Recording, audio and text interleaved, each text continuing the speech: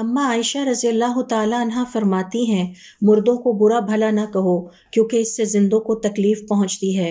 जिस तरह इस्लाम में जिंदा मुसलमान की गीबत जायज़ नहीं, बिल्कुल इसी तरह मुर्दा मुसलमान की गीबत करना भी मना है। लिहाजा जब मुर्दों को बुरा भला कहा जाता है तो इनके जिंदा वारिसीन यानी अहलो अयाल, दोस्त अहबाब या मिलने जुलने वाले दुखी होते हैं।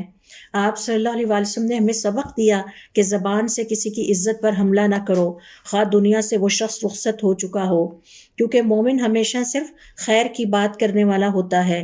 जो शख्स दूसरों की इज्जत का ख्याल रखता है, अल्लाह ताला उसकी इज्जत रखता है। और मुर्दों को बुरा भला न कहने से मुआशरे में उल्फत और मोहब्बत कायम रहती है, और आप सल्लल्लाहु अलैहि वसल्लम की इस नसीहत पर अमल करने से ज़बान, दिल और मुआशरा पाक रहते हैं।